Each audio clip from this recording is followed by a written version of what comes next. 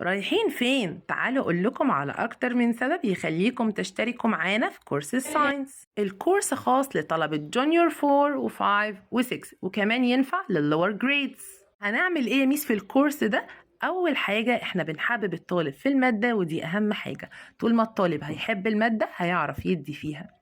بنمشي تاتا تاتا لحد ما نتمكن من البيسك الأساسيات اللي احنا عايزين نتعلمها. أهم بوينت عايزين نأكد عليها إن الشرح بيكون بالإنجليش، يعني من غير ما نترجم أي كلمة عربي، لأن ده ساينس وبنوعدك يا مامي إن الطفل هيفهم.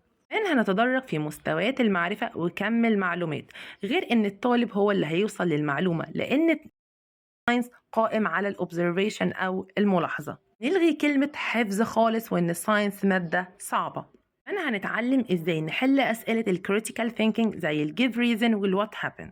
إيه المعلومات أو الموضوعات اللي إحنا هنتعلمها معاك يا ميس؟ أول حاجة زي ما بيقولوا كده هناخد من كل فيلم أغنية. الموضوعات هتكون متنوعة بس هتخدمنا في النهاية.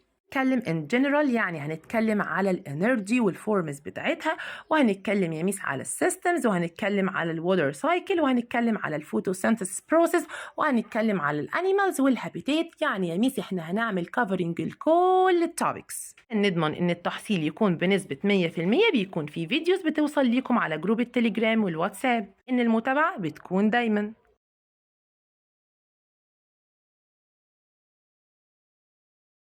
سيشن بيكون في كويز عشان نتعود. كورس متاح اونلاين واوفلاين. اسأل على اقرب مكان ليك.